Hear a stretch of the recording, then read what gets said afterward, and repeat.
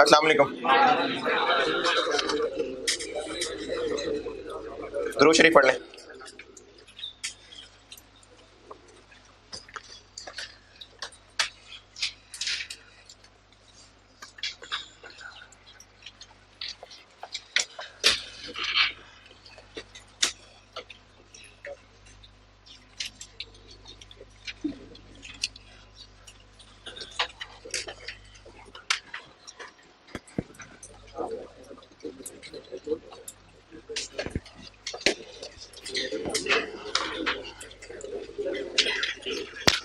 Solution.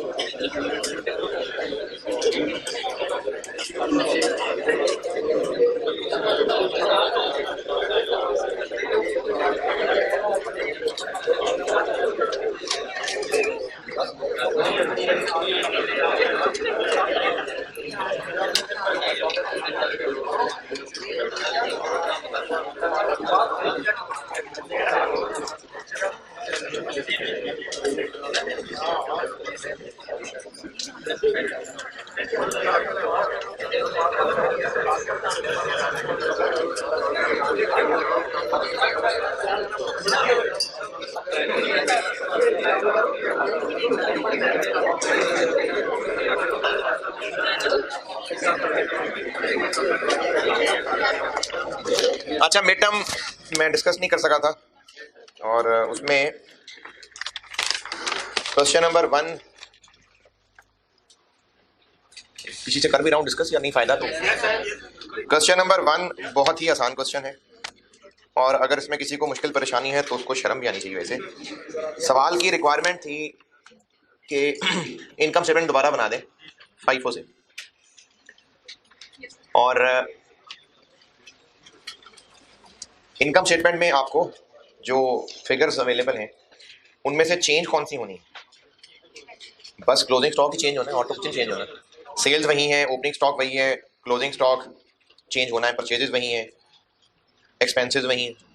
तो सिर्फ closing stock change करके बाकी तो सारी फिगर्स वही हैं। क्लोजिंग स्टॉक में भी क्या चेंज होनी है? क्लोजिंग स्टॉक में चेंज ये होनी है कि उसने पहले वेटेड एवरेज पे किया हुआ है, अब FIFO पे करना है। ऊपर टेबल नजर आ रहा है सारा कि कौन से यूनिट्स कब खरीदे, तो क्लोजिंग इन्वेंट्री में कौन से बचे होंगे जो आखिर में खरीदे थे, तो एक ये 10,100 बचे होंगे और बाकी 6,700 उससे ऊपर वाले में से होंगे। तो इन्हीं के रेट लगाएंगे तो एक कॉस्ट आ जाएगी। और इनकी NRV के लिए मजीद क्या कल को एक्सपेक्टेड सेल प्राइस होगी नहीं बताई, तो जो एग्जिस्टिंग है वही होगी। एग्जिस्टिंग सेल प्राइस निकाली सेल्स को यूनिट्स से डिवाइड करके, सेल प्राइस आ गई और 2% इसमें सेलिंग कॉस्ट है तो इससे NRV निकल आई, और कॉस्ट और NRV में से कॉस्ट लोअर है, इसको यहाँ रख लिया। बस नंबर नहीं मिले नहीं तो वो पूछना था ना जाके आप हैं ओपनिंग कैसे चेंज करें। ओपनिंग के लिए आपके पास डाटा क्या है? बल्कि जो उसने वैल्यूएशन की है ना, इसमें लिखा हुआ है कि उसने ये क्लोजिंग इन्वेंट्री की वैल्यूएशन ऐसे की। हो सकता है अकाउंटेंट को बदलाव क्लोजिंग इन्वेंट्री की बात कर रहा है कि क्लोजिंग उसने FIFO पे करनी थी, वेटेड एवरेज पे कर दी है। क्लोजिंग सिर्फ इस साल के क्लोजिंग के बारे में कहा है। अगर आप चलो मान भी लें कि जी ओपनिंग को करना है, बताएं ओपनिंग को कैसे करेंगे? डाटा नहीं है तो इसलिए क्लोजिंग। इस सवाल में मैक्सिमम जो एक मसला हो सकता है वो ये हो सकता है कि NRV टोटल कॉस्ट से क्यों कंपेयर की है, 10,100 यूनिट्स और 6,700 यूनिट्स की अलग अलग क्यों नहीं की? तो इसका मैंने बताया था कि FIFO मेथड तो जस्ट एक कॉस्टिंग का मेथड है, वो यूनिट्स थोड़ी अलग अलग तरह के हैं, तो कंपैरिजन तो उनके टोटल से ही करेंगे। और क्वेश्चन 1 में आपने कुछ पूछना है तो बताएं। क्वेश्चन 2 मेरी तरफ से माजरत के साथ, मेरी गलती, मैं इसको सवाल को रिव्यू नहीं कर सका। ये सवाल असल में टेक्निकली ठीक नहीं है, ने किया तो जो है, लेकिन ये सवाल इटसेल्फ टेक्निकली भी ठीक नहीं है। इस सवाल में ये मेरा ख्याल था कि वो टीए ने पास पेपर से उठाया जो मुझे समझ आई थी, लेकिन उसने किसी टेस्ट से उठाया था, तो मेरी गलती, मुझे इसको देखना चाहिए था, मैं नहीं देख सका।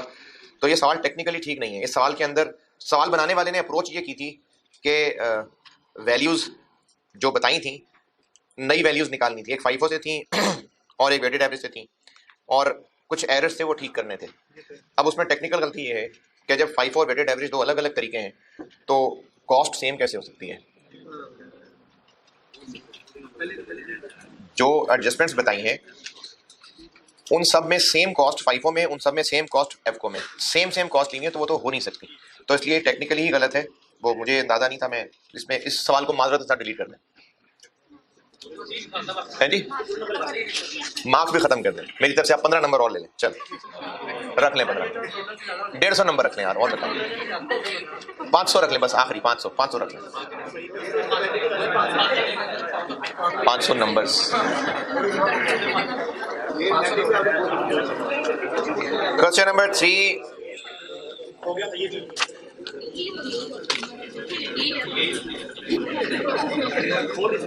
Question number 4। क्वेश्चन नंबर 4 एक बहुत ही आसान सवाल है, और अगर ये सवाल भी गलत हुआ है तो अफसोस की, हैरत की बात है कि आप फिर आगे लेबर को कैसे लेके चलेंगे। बड़ा ही सिंपल सवाल था, डाला ही चाहिए था कि चलो एक आसान सा सवाल डाल दो। इसमें स्टैंडर्ड प्रोडक्शन है 40 यूनिट्स पर आवर और रोज के 8 घंटे का काम, टोटल 5 दिन है वीक में, और एक बार इस सवाल को टाइम रेट से करना था और एक बार पीस वर्क से करना था। सोल्यूशन में छोटी सी गलती ये है कि वो आंसर जो है ना वो 112 लिखा हुआ है, 12 पॉइंट ऐसे कुछ होना चाहिए। मैं यार सब पता नहीं, शायद कमेंट करके दे दिया। चले खैर देखता हूँ। इसमें रोज की प्रोडक्शन बताई हुई है और रिक्वायरमेंट है प्रिपेयर अ स्केड्यूल, यानी एक working, showing the workers daily earnings. इसमें अक्सर स्टूडेंट्स में ये गलतियां जो टीए बता रहा था, वो ये कह रहा था कि टोटल कैलकुलेशन की हुई है, जबकि लिखा हुआ है शोइंग दी वर्कर्स डेली अर्निंग्स। तो ये डेली अर्निंग्स के ऊपर सवाल करना था, हर दिन की वेजेस अलहदा निकालनी। ये एक तकरीबन मेजॉरिटी लोगों ने इसको टोटल करके किया होता। तो रिक्वायरमेंट में लिखा हुआ है कि डेली अर्निंग्स है, नहीं करना है तो कर दें, नहीं इन सारे कॉलम्स का टोटल दिल कर रहा है तो टोटल कर दें, उसमें टोटल में तो कोई हर्ज नहीं है, लेकिन कैलकुलेशन हर दिन की अलग चाहिए थी। वेजेस बतानी थी, लेबर कॉस्ट पर आवर बताना था। इफेक्टिव आवर्ली रेट का मतलब wages labour cost per hour and labour cost per unit. तो ये भी हम सारी प्रैक्टिस करते रहे, जिसमें मैंने वेजेस निकलवा के उसको पर आवर भी निकलवाया और पर यूनिट भी निकलवाया। ये काम बस करना ये था कि हर दिन का अलग अलग करना था। अब हर दिन के लिए आपको प्रोडक्शन बताई है और ओवर टाइम तो इस सवाल में कहीं है नहीं, तो हर रोज उसने काम भी फिर 8 घंटे ही किया है। सिचुएशन 1, इसमें पैसे देने थे रुपए 100 पर आवर के हिसाब से और बोनस देना था 50% पे।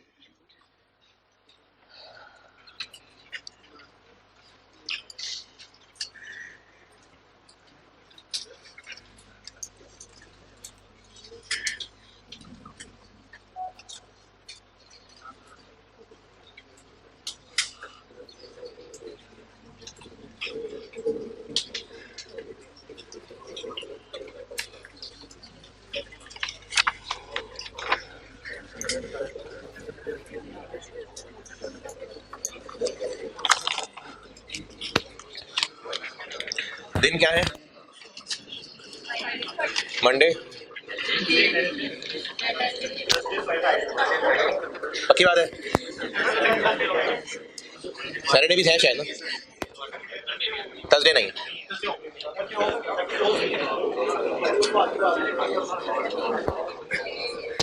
ये एक्चुअल आवर्स थे,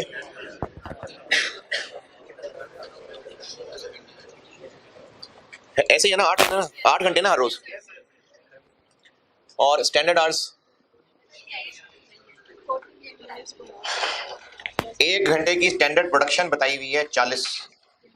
तो इनकी एक्चुअल प्रोडक्शन पहले कभी नहीं किया सवाल जिसमें यूनिट्स बताएं और स्टैंडर्ड आवर्स निकाल लें। तो इस 280 को 40 से डिवाइड करें,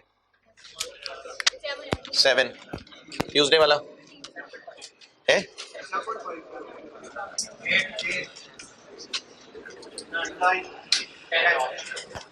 टाइम सेव्ड,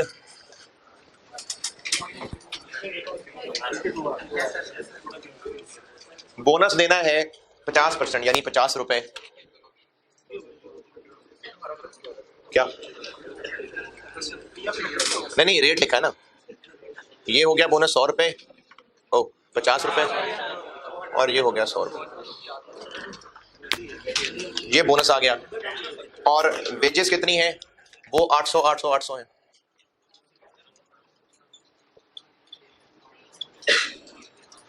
आठ सौ 800 800 850 900, ये उसकी हर रोज की अर्निंग्स हो गई। तो इसमें क्या हर्ज है, इसमें क्या इतराज है, क्या बात? देखिए मार्क्स में तो आप ये से पूछा करें ना, उनको बताएं कि नंबर किस चीज के काटे हैं, बिल्कुल पूछा करें हैं? नहीं पूछा करें ना यार, पूछा आप पूछें कि नंबर किस चीज के काटे हैं।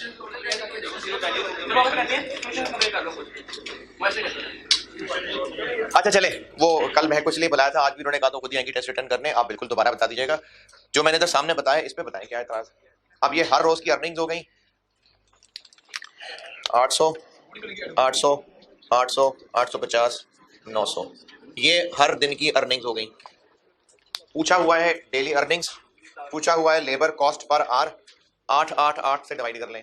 पूछा हुआ है लेबर कॉस्ट पर यूनिट, तो जो प्रोडक्शन दी हुई है उस प्रोडक्शन से डिवाइड कर लें। ये सिनेरियो 1 का आंसर हो जाएगा। है जी, क्या क्या नाम, क्या मतलब लग रहा है इफेक्टिव ऑरली रेट है? नहीं, वेजेस का रेट तो 100 रुपए पर आर है, इफेक्टिव आर्ली रेट से क्या लग रहा है? वेज रेट तो 100 रुपए पर आर है कि नहीं, तो फिर ये इफेक्टिव आर्ली रेट क्या पूछा हुआ?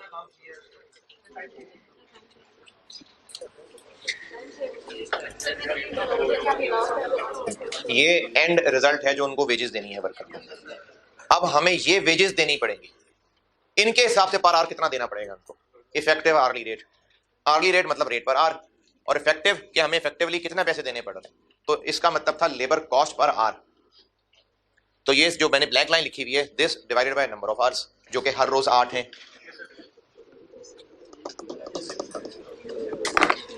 अच्छा देखें, अब ये जैसे सवाल में सबसे बात करो जिन्होंने नहीं भी किया वो भी, सवाल में अब एक थोड़ा डिफरेंट वर्ड आया, इफेक्टिव आर्ली रेट। ठीक है, पहले सर कभी आपने प्रैक्टिस में नहीं बताया, तो क्या पूछा होगा? पाकिस्तान का नक्शा तो नहीं पूछा होगा, तो इफेक्टिव आर्ली रेट क्या पूछा हो सकता है?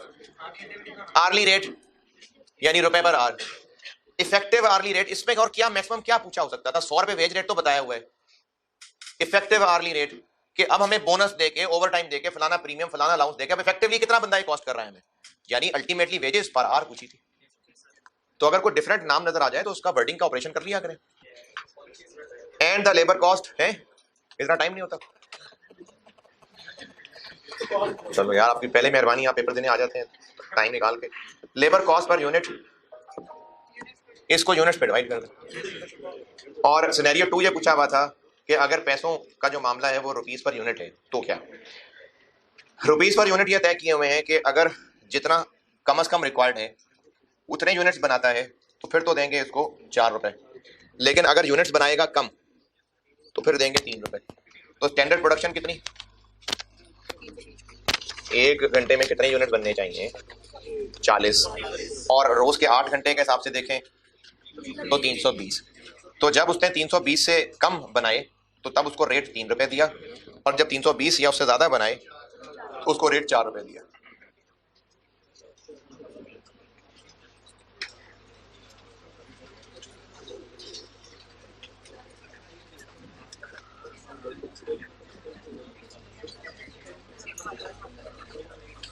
और एक बार वेजेस निकल आई तो उनको फिर आर से डिवाइड से रुपीस लेबर पर आर आ गए, और यूनिट से डिवाइड तो रुपीस पर यूनिट आ गए।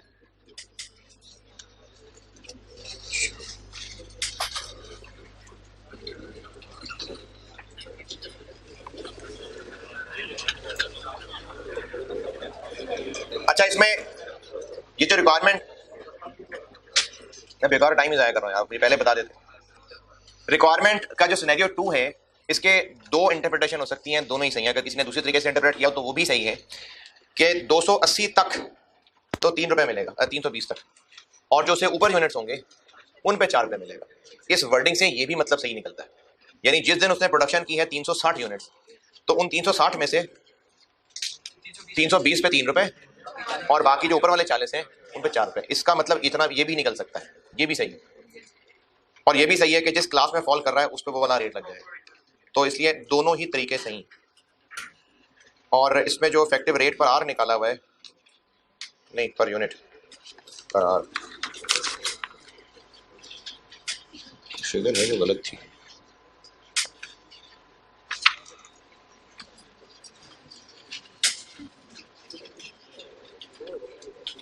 नहीं ठीक है, ठीक है जी।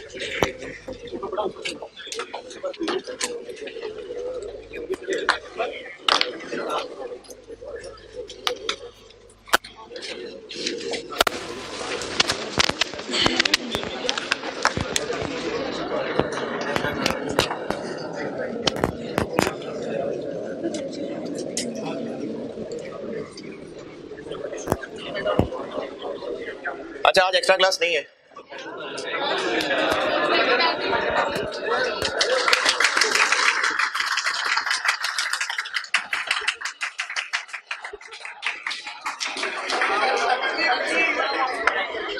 असल में FR 2 वालों को थोड़ा होमवर्क ज्यादा दिया था, तो मैंने कहा फिर कॉस्ट की नहीं करता एक्स्ट्रा आज।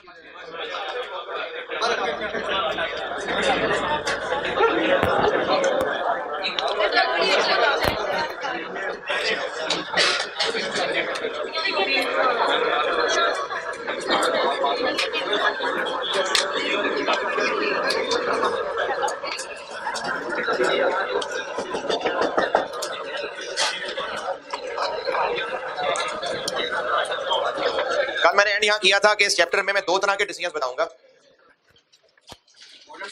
इन्वेंट्री मैनेज करने वालों को बहुत सारे डिसीजन लेने पड़ेंगे, लेकिन आपके स्कोप में इसमें दो हैं। ये भी डिसीजन ही है कि किस सप्लायर से खरीदना है, अच्छी क्वालिटी कौन सी मिलेगी, कहां से मिलेगी, ये भी डिसीजन हैं। लेकिन आपके स्कोप में चैप्टर में सिर्फ दो तरह के डिसीजन हैं, एक ऑर्डर क्वांटिटी डिसाइड करना और एक इन्वेंट्री लेवल्स कुछ है। अभी मैंने ऑर्डर क्वांटिटी शुरू किया। इसके न्यूमेरिकल सवाल ही है, न्यूमेरिकल ही है कॉस्ट। लेकिन उससे पहले आज ना काफी इंपॉर्टेंट कॉन्सेप्चुअल डिस्कशन है, इसलिए होश से जरा जाके ये डिसीजन जब करना है इसका पहले कॉन्टेक्स्ट समझ लें कि हम कहां पर किस पॉइंट पे खड़े ये डिसीजन कर रहे होंगे, ये बात समझ लें और उसको अपने अल्फाज में लिख लीजिएगा, पहले समझ लें। हम लोग एक साल की प्लानिंग कर रहे हैं, एक साल की, नॉर्मली साल ही है, क्वार्टर भी हो सकता है, वरना नॉर्मली साल ही होता है। लेट्स से 21 के एंड पे खड़े हैं और 22 के लिए प्लानिंग कर रहे हैं। और उस प्लानिंग में हम क्या करने लगे हैं, हम ये डिसाइड कर चुके हुए हैं कि 2022 में टोटल कितने यूनिट्स परचेज करने हैं, ये हो चुका है डिसाइड। किससे परचेज करने हैं ये डिसाइड। अभी सिर्फ ये डिसाइड करने वाले हैं कि ये जो साल में टोटल खरीदने हैं, लेट्स से 50,000 यूनिट्स खरीदने हैं 2022 में, ये डिसाइड हो चुका। अब वो 50,000 जो खरीदने हैं ये एक वक्त में कितने कितने करके खरीदने हैं, 10-10 हजार करके खरीदने हैं, 5-5 हजार करके खरीदने हैं, 4-4 हजार करके खरीदने हैं, एक वक्त में कितने खरीदने हैं, इसको ऑर्डर क्वांटिटी कहते हैं। एक बार ये डिसाइड कर लिया तो फिर इसको पूरा साल एज अ पॉलिसी फॉलो किया जाएगा। ये बात दोबारा सुने, साल की प्लानिंग कर रहे हैं, साल के शुरू में कहीं खड़े हैं और ये डिसाइड हो चुका कि टोटल कितने यूनिट्स परचेज करने हैं। ट्रेडिंग बिजनेस है तो फिनिश गुड परचेज करने की बात हो रही है, मैन्युफैक्चरिंग बिजनेस है तो रॉ मटेरियल, बात परचेज करने की हो रही है। पूरे साल में जितने यूनिट्स परचेज करने हैं ये डिसाइड हो चुका। इसके लिए एनुअल डिमांड का वर्ड भी यूज करेंगे हम, एनुअल डिमांड। ये डिसाइड हो चुका है, मतलब हमें साल की एनुअल डिमांड पता है और डिसाइड ये करने लगे हैं कि एक वक्त में कितने यूनिट्स खरीदा करेंगे। एक बार ये डिसाइड कर लिया फिर इतने इतने करके ही खरीदा करेंगे। यानी अगर डिसाइड कर लिया 5,000 तो बस फिर हर दफा 5-5 हजार करके ही खरीदेंगे। अगर डिसाइड कर लिया 10,000 तो फिर 10-10 हजार करके ही खरीदना है। तो ये 5,000 सही है या 10,000 सही है, ये डिसीजन करने लगे हम। ये कहानी अपने अल्फाज में लिख लें।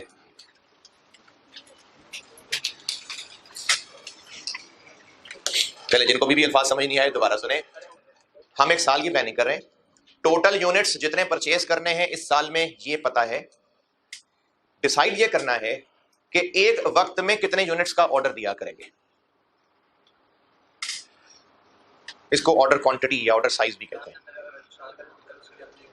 Annual demand, annual demand.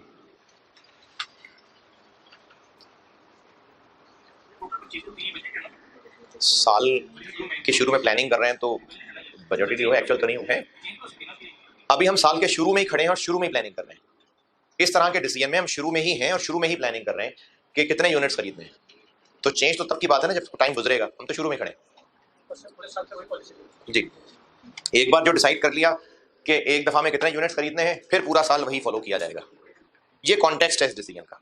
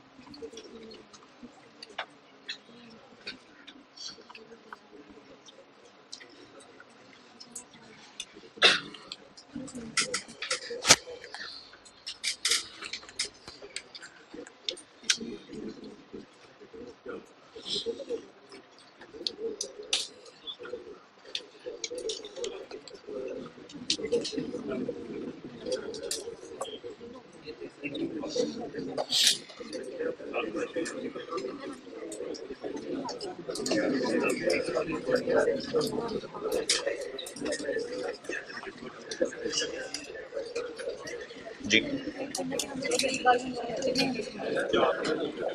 दोबारा बोले, कितने मंगवाने हैं एक दफा में? हाँ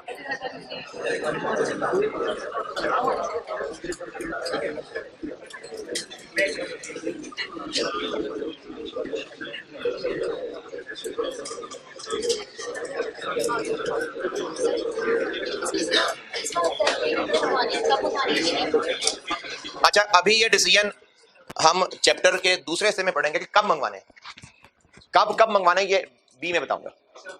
अभी सिर्फ इतना कि कितने मंगवाने हैं। जी यही है ना, कितने मंगवाने हैं? हाँ किस किस तरह मंगवाने हैं? हाँ जी बताएं बताएं।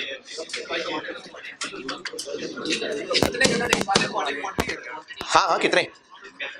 ऑर्डर क्वांटिटी, ऑर्डर साइज ये है कि हमने जो साल में पूरे 50,000 यूनिट्स खरीदे हैं तो एक वक्त में कितने खरीद रहे हैं। अगर 5,000 तो इसका मतलब हर दफा 5,000 मंगवाया करेंगे। अच्छा कब कब मंगवाएंगे वो पार्ट बी में आके पढ़ाऊंगा। अभी सिर्फ इतना कि एक वक्त में कितने यूनिट्स मंगवाने।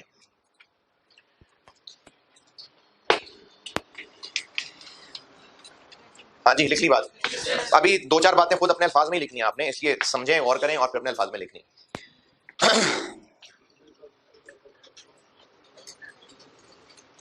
लिख लिया? चले अगली बात समझें।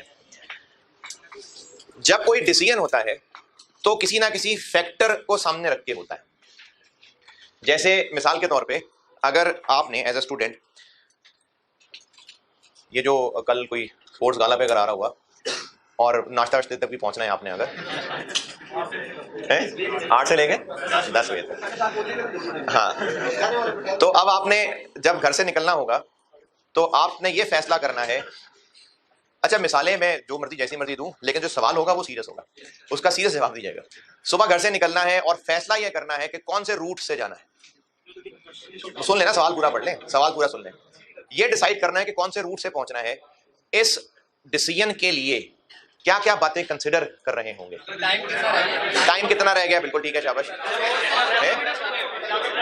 हाँ रास्ते पे ट्रैफिक रश कितना होता है, दूर कितना है, सवारी कौन सी है, बिल्कुल ठीक है, सवारी कौन सी करनी है, और अगर पैसे भी कंसिडर करने हैं तो खर्चा कितना होगा, बिल्कुल ठीक है, ठीक है। अच्छा ये फैसला करने के लिए ये कंसिडर होगा कि FAR 1 की जो अटेम्प्ट गुजरी है उसमें इनकम्प्लीट रिकॉर्ड्स टेस्ट हुआ था कि नहीं हुआ था? नहीं। अच्छा क्यों नहीं? नहीं सीरियसली क्यों नहीं? क्योंकि आपके इस डिसीजन पे उस बात का कोई फर्क नहीं पड़ने वाला, और आपके इस डिसीजन का उस बात पे कोई फर्क नहीं पड़ने वाला। चलें और मिसाल, 2 पेपर पढ़ने हैं या 3 पेपर पढ़ने हैं, ये होना है फैसला। इस फैसले को करने के लिए अच्छा कॉलेज डिसाइड हो चुका, ठीक है, कॉलेज डिसाइड हो चुका। ये फैसला करने के लिए कि 2 पेपर पढ़ने हैं इस अटेम्प्ट में या 3 पेपर पढ़ने हैं, क्या क्या फैक्टर्स कंसिडर किए जा रहे हैं। कैपेबिलिटी, टाइम, फीस, बिल्कुल ठीक है, फीस, पास रिजल्ट कैसे, अच्छा मतलब परफॉर्मेंस के कैपेबिलिटी आ गई ना, ठीक है, टीचर्स, अच्छा ठीक है, सही है? समझ नहीं आई? अच्छा इसको अगली मिसाल में कवर करता हूँ। सब्जेक्ट का डिफिकल्टी लेवल, बिल्कुल ठीक है। इन सारे ये जो सारे फैक्टर ठीक है, जितने भी मुझे समझ आए हैं सही बता रहे हैं सारे। ये डिसीजन करते हुए ये कंसिडर होगा कि AFC में QM किससे पढ़ा था? नहीं। तो जो डिसीजन किया जा रहा है उसके लिए कुछ फैक्टर्स कंसिडर कर रहे होंगे, और वो फैक्टर्स जिनका इस डिसीजन से ताल्लुक बनता है, जिनका ताल्लुक नहीं बनता वो कंसिडर नहीं हो रहे होंगे।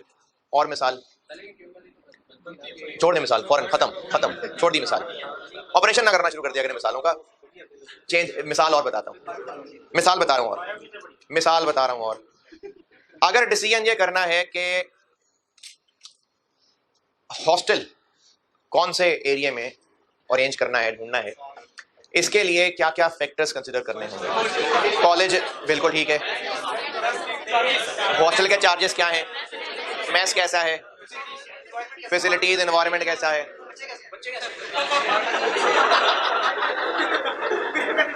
अच्छा ठीक है, बच्चे कैसे हैं? पढ़ने वाले हैं आप इस क्लास में?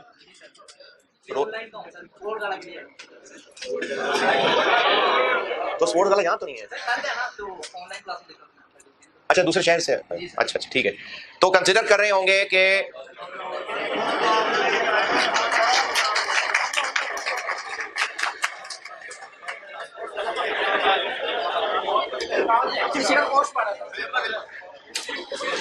अच्छा, वैसे एक अजीब बात कि ये इतने सारे लोगों की शक्लें तो मुझे नहीं याद है, पहचानी भी नहीं होंगी, लेकिन बस वो ऑड वन आउट पता चल जाता है, ऐसी पता चल गया। हालांकि शक्ल भी नहीं नजर आ रही आपकी। हाँ। अच्छा चले, छोड़े। अच्छा, मिसाल पे फोकस करें। मिसाल मैं बता रहा था कि हॉस्टल का डिसीजन करना है तो फिर ये भी देखना होगा कि कॉलेज के करीब है कि नहीं, फैसिलिटीज कैसी हैं, टाइम कितना लगता है आने जाने में, कन्वेंस अवेलेबल है कि नहीं है, और लाइट। अब तो खैर इतना मसला नहीं है, सर्दियों वाला सीजन है, लेकिन फिर भी यूपीएस का बंदोबस्त है कि नहीं, वॉशरूम फैसिलिटीज आ गई ना, फैसिलिटीज आ गई, गीजर का मसला आ गया। क्या इस डिसीजन के लिए कंसिडर होना चाहिए कि आई कैप की इस पेपर की एग्जाम फीस कितनी है? क्यों? अच्छा, मैं ना कुछ वर्ड्स की पहचान कराने लगा हूं। क्यों ना कंसिडर करें कि इस पेपर की आई कैप की एग्जाम फीस कितनी है? हाँ, क्योंकि हमने जहां भी रहने का फैसला किया फीस तो उतनी पे करनी ही करनी है। तो आई कैप नहीं, अच्छा नहीं, अभी ना फिक्स्ड वेरिएबल के वर्ड्स अवॉइड करिएगा। अभी फिक्स्ड और वेरिएबल के वर्ड अवॉइड, मैं खुद नहीं ले आता। आई कैप की फीस पे करनी ही करनी है, चाहे हॉस्टल जहां का मर्जी हम डिसाइड करें। तो इस डिसीजन के लिए आई कैप की फीस एक रेलेवेंट फैक्टर नहीं है। रेलेवेंट, ठीक है। और मिसाल, यह फैसला करना है कि इस अटेम्प्ट में स्प्रिंग 2022 स्प्रिंग अटेम्प्ट 22 के अंदर, अब तो खैर काफी आगे गुजर गया है, मैं वैसे ही समझाने के लिए बता रहा हूं। यह डिसीजन करना है कि 2 पेपर पढ़ने हैं या 3 पेपर पढ़ने हैं, और इस फैसले को करने के लिए सिर्फ मॉनेटरी फैक्टर्स ही कंसिडर करने हैं, मतलब पैसे वाले फैक्टर्स ही कंसिडर करने हैं। तो मैं सवाल पूछता हूं, एग्जाम फीस कंसिडर होगी 2 पेपर पढ़ने के 3 पढ़ने? क्यों? क्योंकि 2 पेपर्स पढ़े तो फीस और होगी, 3 पेपर्स पढ़े तो और होगी। आई कैप की एग्जाम फीस, हाँ, 2 पेपर्स की फीस और है और 3 की और है। स्टेशनरी का खर्चा बिल्कुल होगा। नहीं, बात इमटेरियल की नहीं कर रहा, इमटेरियल नहीं, 3 रजिस्टर 4 रजिस्टर फर्क पड़ जाएगा। हॉस्टल का किराया, 2 पेपर पढ़े या 3 पेपर पढ़े, हॉस्टल का किराया तो देना ही है। बिल्कुल ठीक है। तो इस मिसाल में हॉस्टल का किराया रेलेवेंट नहीं हुआ, सही है। आने जाने का चिंची का किराया, हाँ, 2 पेपर पढ़ने आएंगे तो भी उतना खर्चा। हाँ, हो सकता है कि एक पेपर तीसरी क्लास जो है वो शाम में है, बाकी सुबह है, तो वापस जाके आना पड़ेगा। हाँ, फिर हो सकता है।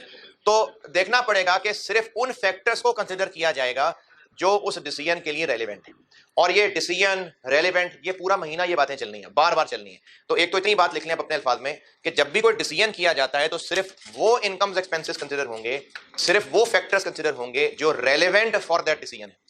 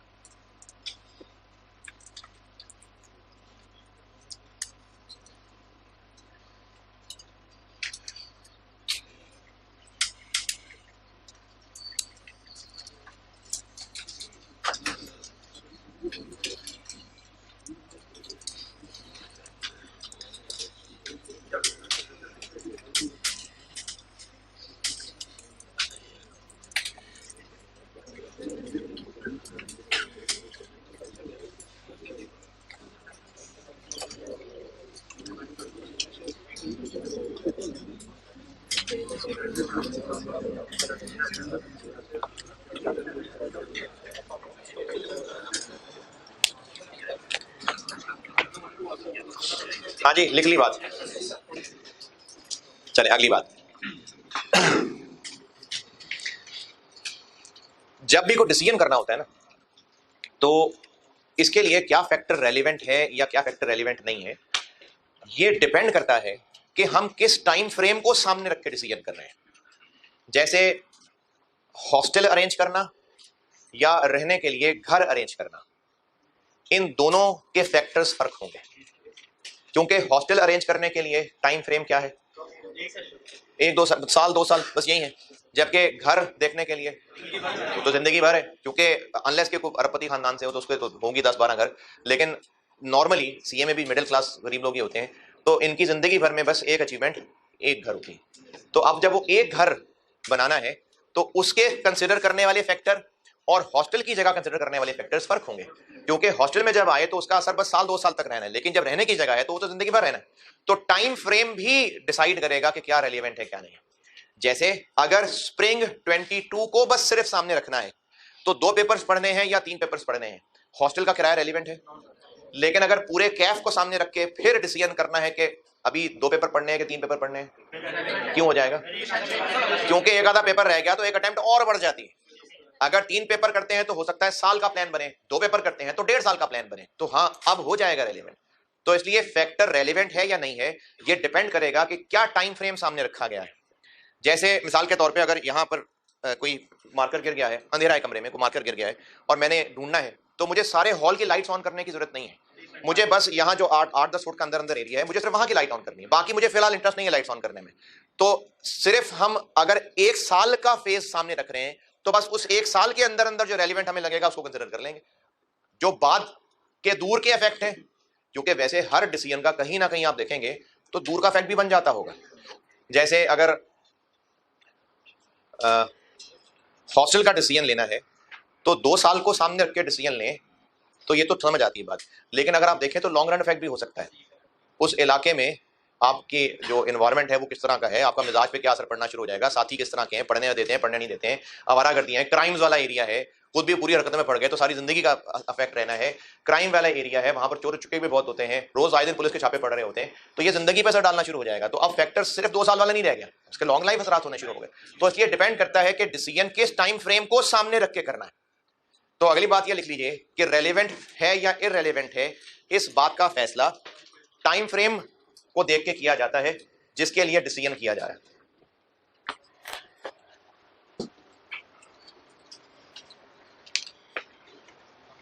जी दोबारा, कौन सा फैक्टर रेलिवेंट है कौन सा फैक्टर रेलिवेंट नहीं है, यह फैसला उस टाइम फ्रेम को सामने रख के किया जाता है जिसके कॉन्टेक्स्ट में डिसीजन हो रहा है।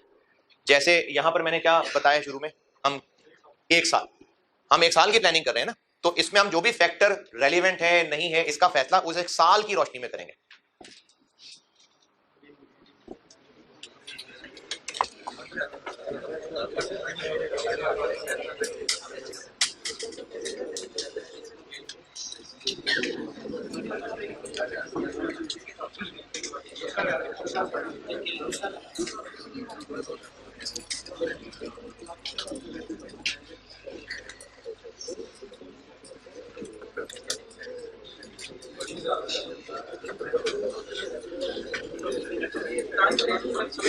टाइम फ्रेम नहीं समझ आया?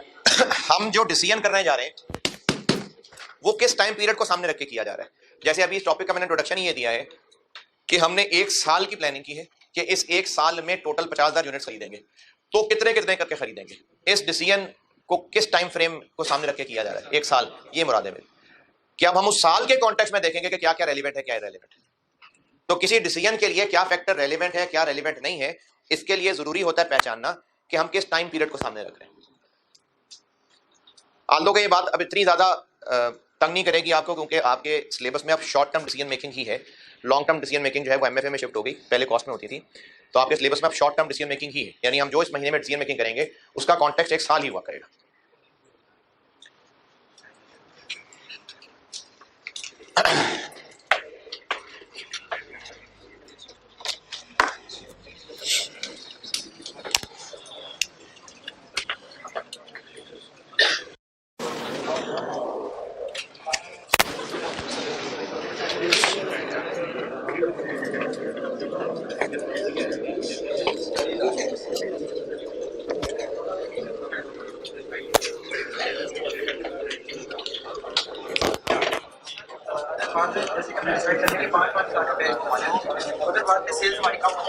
बाद जब आएगा तो बाद में देखेंगे ना, अभी तो हम बाद में जा ही नहीं रहे, अभी तो हम इस टॉपिक को पढ़ रहे हैं कि शुरू में डिसाइड कैसे, प्लान क्या करना है।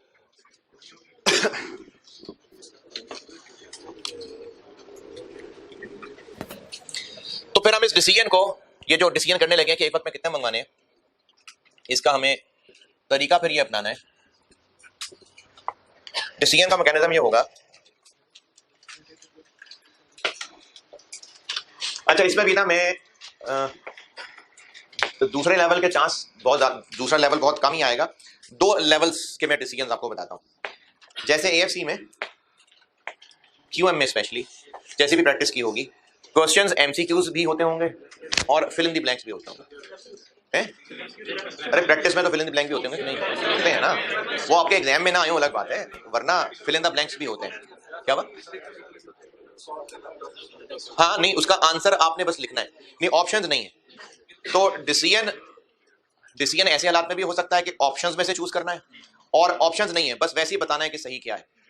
तो इस टॉपिक में जो हम पढ़ रहे हैं, इसमें पहले शुरू ऐसे ही कर रहा हूं कि हमें ऑप्शंस में से चूज करना होगा।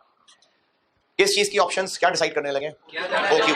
तो हमें यह डिसाइड करना होगा कि 5,000 बेहतर है कि 10,000 बेहतर है कि 15,000 बेहतर है। इन ऑप्शंस में से चूज करना होगा। तो उन ऑप्शंस में से अगर चूज करना है,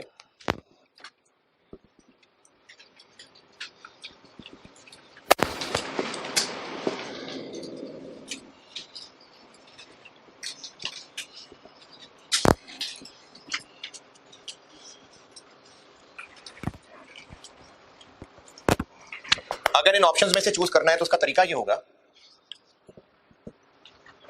कि हर ऑप्शन से रिलेटेड कोई ना कोई कॉस्ट्स होंगी, जो उस ऑप्शन, जो कि हर ऑप्शन पे कुछ डिफरेंट फिगर्स आएंगी। तो हमें करना ये पड़ेगा कि हर ऑप्शन पे total relevant costs for the year calculate करनी पड़ेंगी फॉर ईच ऑप्शन। सिर्फ रेलिवेंट क्यों? क्योंकि हम डिसीजन करने लगे हैं, तो सिर्फ रेलिवेंट वाली फिगर देनी है। और सिर्फ कॉस्ट क्यों? क्योंकि इन्वेंटरी मैनेजमेंट में कॉस्ट ही इन्वॉल्व है। अभी तो इनकम आनी नहीं शुरू हुई ना, अभी तो बात ही खर्चों की हो रही है। तो हमें हर ऑप्शन के लिए relevant cost for the year calculate करनी होगी। फॉर द ईयर क्यों? क्योंकि हमें एक साल के लिए डिसीजन करना है। और कौन सी ऑप्शन बेहतर होगी जिसमें खर्चा कम होगा? नहीं बस इतनी सी बात ही हो गया काम।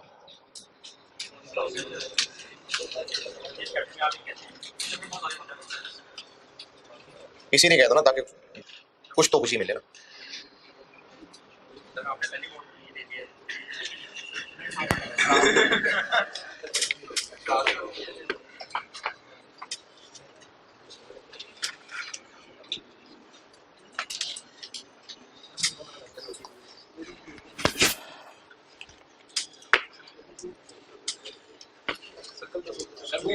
हाँ हाँ है, नहीं कल तो है क्लास, रिकॉर्डिंग वाली तो है जी। नहीं मैं नहीं आ रहा।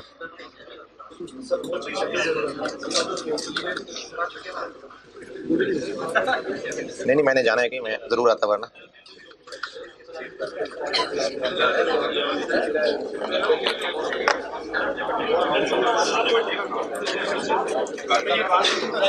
मंडे को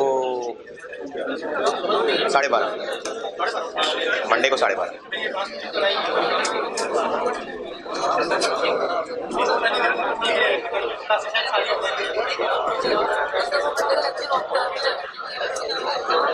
क्या रात को? नहीं एक मिनट पॉज करना, चले करें ठीक। वो क्लास की रिकॉर्डिंग खत्म हुई थी, होती है 2 बजे। हाँ तो 4 बजे तक होगा, ठीक है।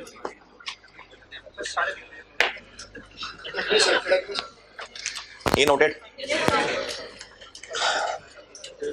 4 क्लासेस लिखी थी मैंने कल कॉस्ट की, purchase cost, order cost, holding cost और स्टॉक आउट कॉस्ट। अच्छा अभी फिलहाल ज्यादा बहस के बगैर इस टाइप में स्टॉक आउट कॉस्ट को भूल जाए, वो नहीं है यहां पर, वो नहीं होनी इस्तेमाल। बाकी रह गई 3 है, इसमें नहीं होती। इसमें नहीं होती, बी में होगा इसका इस्तेमाल, जब पार्ट बी पढ़ेंगे ना तब होगा इस्तेमाल।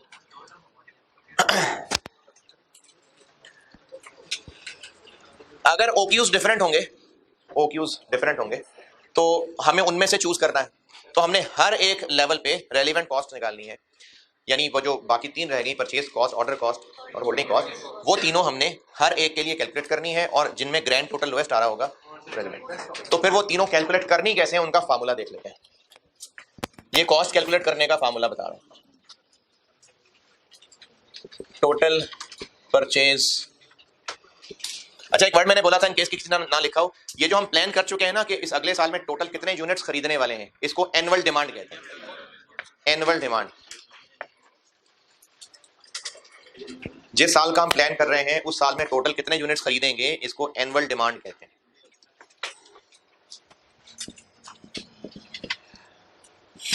Total purchase cost for the year कैसे निकलेगी, यानी total purchases for the year,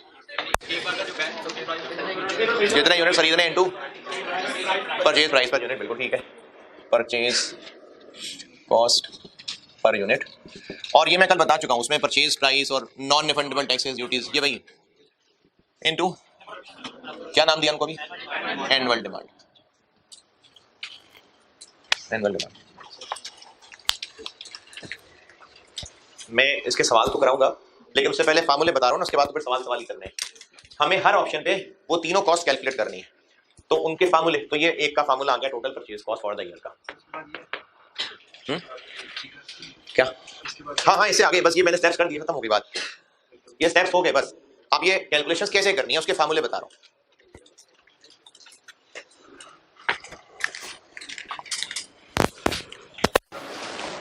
इसी से आगे चल रहा हूं, ये स्टेप्स खत्म हो गए बस, इनके फार्मूले बता रहा हूं ताकि फिर उन फार्मूलों की प्रैक्टिस हो।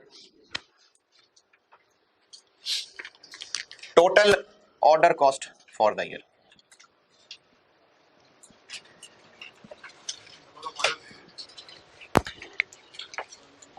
ऑर्डर कॉस्ट मैंने बताई थी कि जो खरीदने का प्रोसीजर है, जिसमें सप्लायर से राब्ते, उनको ऑर्डर प्लेस करना, खरीद के चीजें लेके आना स्टोर तक, बस ये सब ऑर्डर कॉस्ट है। Order cost per order, order cost per order क्या मुराद होगा इस ऑर्डर कॉस्ट पर ऑर्डर, एक ऑर्डर, तो एक ऑर्डर से क्या मुराद है, एक ऑर्डर को कैसे डिफाइन करें। एक ऑर्डर का मतलब है एक दफा ऑर्डर प्लेस करना, चीजें लेके आना, ये एक ऑर्डर है। Total order cost for the year तक कैसे पहुंचे, नंबर ऑफ ऑर्डर्स है, मल्टीप्लाई कर दें। अच्छा नंबर ऑफ ऑर्डर्स कैसे, अगर हमें नहीं अगर साल के 50,000 यूनिट्स मंगवाने हैं और लेट से 5-5 करके मंगवाने, 5-5 हज़ार, तो कैसे 10 50,000 डिवाइड बाय 5,000, और अगर 10-10 हज़ार करके मंगवाने कैसे, यानी नंबर ऑफ ऑर्डर्स निकलेंगे फिर एनुअल डिमांड डिवाइडेड बाय, यानी जिस ओक्यू की ऑप्शन पे कैलकुलेशन कर रहे हैं उससे डिवाइड। ये क्या बताया आपको, हम लोग ना मुख्तलिफ ऑप्शन में से चूज करने लगे कि कौन सी ऑप्शन बेहतर है, तो जिस ऑप्शन की कैलकुलेशन कर रहे हैं ये वो है ऑर्डर ओक्यू, ऑर्डर क्वांटिटी। ये चीज, ये वाला जो पोर्शन है इसका, ये नंबर ऑफ ऑर्डर्स है।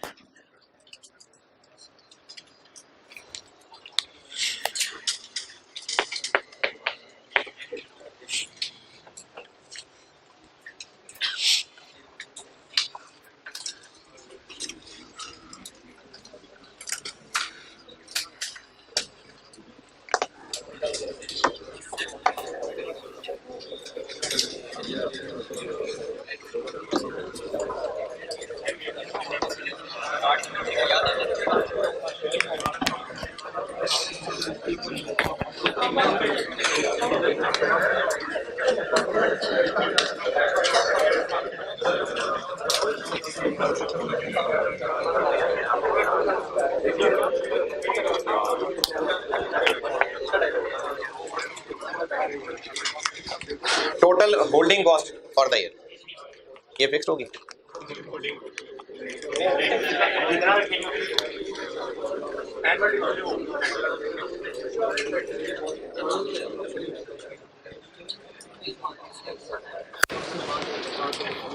Holding cost per unit per year क्या मतलब समझ आता है इसका, कि एक यूनिट पूरा साल संभाल के रखेंगे तो कितना खर्चा है, एक यूनिट को पूरा साल संभाल के रखेंगे तो कितना खर्चा है, टोटल फॉर द ईयर कैसे निकले,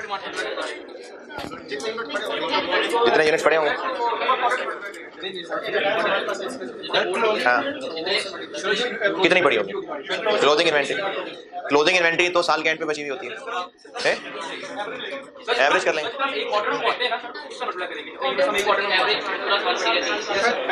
एवरेज अच्छा एनुअल डिमांड, एनुअल डिमांड इसलिए नहीं कि एनुअल डिमांड पूरे साल थोड़ी पड़ी रहेगी। हाँ बिल्कुल, जो हर वक्त हमारे पास स्टोर में पड़ी होगी वो। क्लोजिंग इन्वेंट्री हर वक्त तो नहीं पड़ी है, वो तो साल के एंड पे पड़ी है।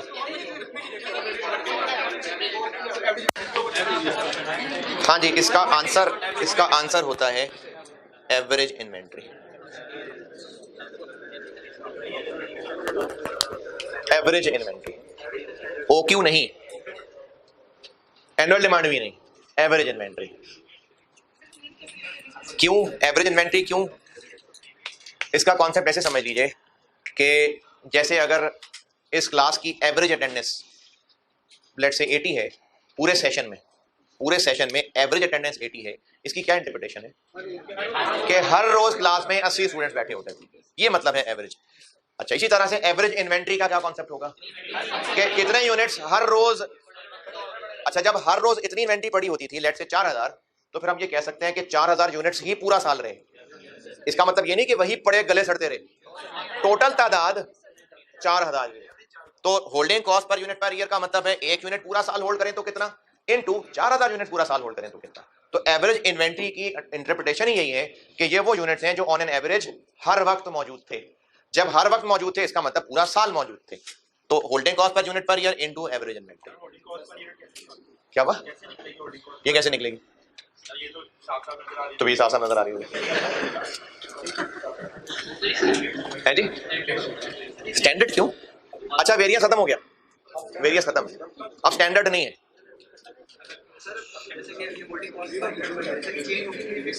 कब चेंज होगी? अच्छा ये जो परचेज कॉस्ट पर यूनिट है, ऑर्डर कॉस्ट पर ऑर्डर है, holding cost per unit per year है, क्या ये हर ऑप्शन के लिए सेम होंगी या डिफरेंट होंगी? ये चलेंगे आगे, ये करनी है बात आगे चल के जी। साल का एंड तो भी आया नहीं है ना। एवरेज इन्वेंट्री कैसे कैलकुलेट होगा? बिल्कुल सही बात है, अच्छा सवाल है। इसका भी एक फार्मूला है, लेकिन चूंकि सुबह वाली क्लास मुझे यही एंड करनी पड़ी, बल्कि ये भी इवन के मैंने सुबह नहीं लिखा था, ये तो फिर आपको देख के जरा मैंने लिख दिया, तो इस क्लास को फिर मुझे यहीं रोकना है।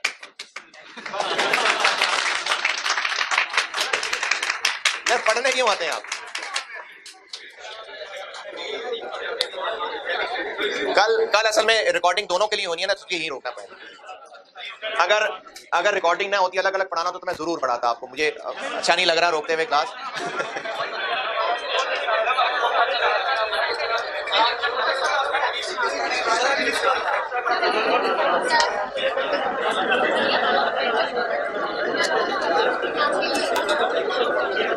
उस सेक्शन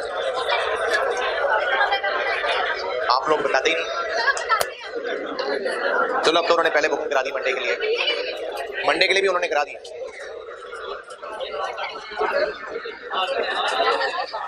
अगले सैटरडे, अगले सैटरडे।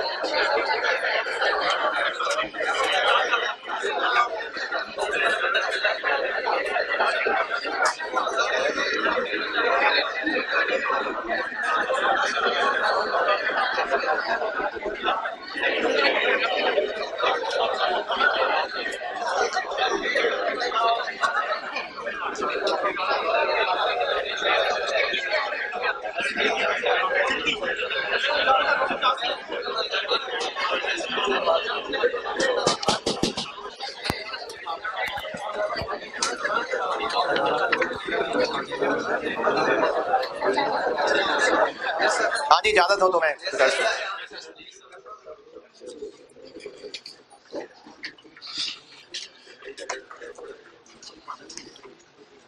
हर तहरीक, हर निज़ाम, हर जमात, हर कौम नहीं, किसी बुनियाद पे ही ऊपर खड़ी होती है तहरीक। जैसे पाकिस्तान का जो वजूद है, इस्लाम, ये कलमे की बुनियाद पे ही बना है। ये कौमियत का मुल्क नहीं था, ये ऐसा नहीं था कि एक ही तरह के लोग हैं चलो वो, ये बना ही कलमे की बुनियाद पे, यानी इसकी एक बेस है कलमा। इसी तरह से एक जमात, किसी भी ग्रुप का जो लोग हिस्सा बनते हैं और फिर उस ग्रुप के रूल्स को फॉलो कर रहे होते हैं, उस ग्रुप का हिस्सा वही बनेगा जिसमें कुछ बुनियादी खुसूसियात होंगी। यानी उस ग्रुप का हिस्सा बनने के लिए कुछ बहुत बेसिक कैरेक्टरिस्टिक होनी चाहिए। जैसे मिसाल के तौर पे अगर कह लें कि फौजी जिसने बनना है, जिसने फौज का हिस्सा बनना है, तो वैसे तो एक से ज्यादा होंगी, लेकिन क्या बुनियादी खुसूसियात याद है? बहादुरी, हुब्बुल वतनी, बहादुरी है और हुब्बुल वतनी नहीं है तो फिर ये नहीं हो सकेगा, क्योंकि हुब्बुल वतनी होगी तो फिर जान देने के लिए तैयार होते हैं, हुब्बुल वतनी के बगैर नहीं हो सकते। अच्छा, इसी तरह से स्टूडेंट, इसकी बेसिक क्वालिटी वही है जो स्टूडेंट का उर्दू तर्जुमा है, तालिबे इल्म, इल्म सीखने की जिसके अंदर खासियत होगी ना, वो है वो बेसिक क्वालिटी होनी चाहिए। अच्छा जी, इसी तरह जो दीन होता है, निज़ाम, उसकी भी एक बेस होती है, उसी के ऊपर, यानी अगर उसका मरकजी ख्याल निचोड़ा जाए तो वो एक खसलत बनती है। इब्ने माजा 4181, सैयदना अनस रज़ियल्लाहु तआला अन्हु से रिवायत है कि रसूलुल्लाह सल्लल्लाहु अलैहि वसल्लम ने फरमाया, बेशक हर दीन की एक खसलत होती है और इस्लाम की खसलत हया है। हया, हदीस तो यहाँ खत्म हो गई। हया होती क्या है? जो नहीं होती है, तो जो हया नहीं होती है, हया क्या चीज होती है? शर्म, लिहाज। हया बिल्कुल सही है, शर्म लिहाज होता है। हम नहीं चाह रहे होते हैं कि हम किसी के सामने एक्सपोज हो जाएं। ये जो हमारे अंदर की एक ताकत है जो हमें किसी और के सामने एक्सपोज होने से रोकती है। जैसे अगर थोड़े से लिहाज वाले हों तो सिगरेट पी रहे होंगे लेकिन वालिद साहब के सामने नहीं पिएंगे। और अक्सर अभी भी, बेशक ये एजुकेशन आपकी कमर्शियल एजुकेशन है, लेकिन फिर भी काफ़ी आदाब अभी भी आप लोगों में होते हैं। इवन के इस लाइन के स्टूडेंट्स भी जब कभी स्टूडेंट्स के सामने से गुजर हो और वो सिगरेट पी रहे हो तो वो सिगरेट हटा लेते हैं, सामने से नीचे कर लेते हैं। उस्ताद के सामने सिगरेट नहीं पी रहे होते, ये लिहाज वाली बात है। इसी तरह से कोई बुराई कर रहे थे और कोई देख लेगा तो उस बुराई से रुक जाएंगे, ये हया ही होती है। तो इस्लाम की बेस ही हया है। अगर हया नहीं है ना तो फिर इस्लाम उसके ऊपर आ नहीं सकता। मैं इसी के साथ एक और हदीस भी कनेक्ट कर देता हूँ। बुखारी 6120, सैयदना अबू मसूद रज़ियल्लाहु तआला अन्हु से रिवायत है कि नबी अकरम सल्लल्लाहु अलैहि वसल्लम ने फरमाया, बेशक अगले पैगंबरों का जो कलाम लोगों को मिला उसमें यह भी है कि जब तुम में हया ना रहे तो जो जी चाहे करो। जब हया ना रहे तो फिर जो जी चाहे करो। हम लोग एक बहुत बड़े धोखे का शिकार हो गए हैं कि हमने हया को लैक ऑफ कॉन्फिडेंस समझ लिया है। कॉन्फिडेंट होना और बेहया होने में बहुत फर्क है। एग्रेसिव होना, जोश होना और बेहया होने में बहुत फर्क है। तो हया एक टोटली डिफरेंट चीज़ है। इसको सीखने की जरूरत है कि हया क्या है। तो इस पर वैसे तो बयान भी किए, मैं इसमें मैंने कुछ 4 टुकड़ों में डाला हुआ था, लेकिन हया और लैक ऑफ कॉन्फिडेंस में फ़र्क होता है। तो इस्लाम की जो बुनियाद है ना वो हया है जी। अच्छा, वो मार्किंग का भी कुछ बच्चे बता रहे थे मसला, ठीक? किसकी? FR 1 की?